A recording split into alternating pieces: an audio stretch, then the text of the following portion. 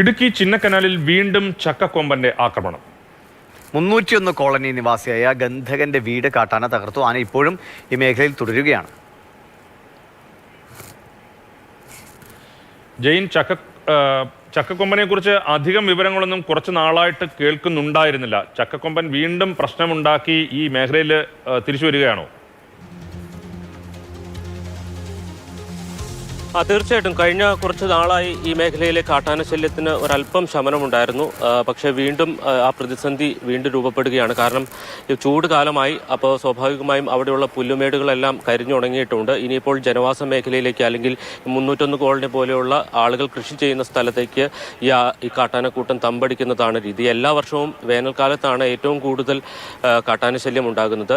ഇന്നലെ രാത്രി 11 മണിയോടുകൂടിയാണ് ഈ ഗന്ധകൻ അനിയപ്പൻ എന്ന് പറയുന്ന ആളുടെ വീട് തകർത്തത്. ഈ സമയത്ത് വീട്ടിൽ ആരും ഉണ്ടായിരുന്നില്ല. അവർ ചികിത്സയുടെ ആവശ്യത്തിനായി മറ്റൊരു സ്ഥലത്തേക്ക് പോയിരുന്നു എന്നുള്ളതാണ് വിവരം. അതോടൊപ്പം തന്നെ ഇപ്പോഴും ഈ സമയത്തും ഈ 301 കോളനിയുടെ സമീപത്ത് തന്നെയാണ് ഈ ചക്കക്കൊമ്പനും അതോടൊപ്പം തന്നെ മറ്റ് കാട്ടാനകളും ഉൾപ്പെടുന്ന ഒരു കൂട്ടം നിലയുറപ്പിച്ചിരിക്കുന്നത്. എന്തായാലും RRT അവിടെ എത്തിയിട്ടുണ്ട്. ആനകളെ നിരീക്ഷിക്കും എന്നാണ് കരുതുന്നത്. ശരി, പറഞ്ഞ പോലെ ചക്കക്കൊമ്പനെ കുറിച്ചുള്ള വാർത്തകൾ കഴിഞ്ഞ കുറച്ച് നാളുകളായി കേൾക്കാറില്ല. പക്ഷേ വീണ്ടും വരുമ്പോൾ ഒരു വീട് തകർത്തുകൊണ്ടാണ് വരവ്.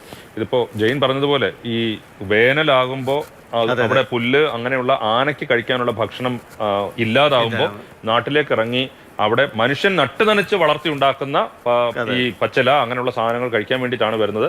ഇതിന് ഒരുപക്ഷെ ആ മേഖലയിലുള്ള ആളുകൾക്ക് വലിയ ആശങ്ക ഉണ്ടാക്കുന്ന ദിവസങ്ങളാണ്. ഈ വനവകുപ്പ് ചെയ്യാനുള്ളത് കാട്ടിലേക്ക് ഇവര് പതിവായി എത്തുന്ന സ്ഥലങ്ങളിലേക്ക് പട്ടയടക്കം കൊണ്ടുപോയിടുക, വെള്ളം കുടിക്കാനുള്ള സൗകര്യങ്ങൾ ഒരുക്കുക. അങ്ങനെയൊക്കെ ചില സ്ഥലങ്ങളിൽ നടക്കുന്നുണ്ട്. അങ്ങനെയൊക്കെയാണ് പ്രതിരോധിക്കാൻ മേഖലയിലൊന്നും എത്തിക്കുന്നത് വനംവകുപ്പിന് അങ്ങനെ കഴിയില്ല.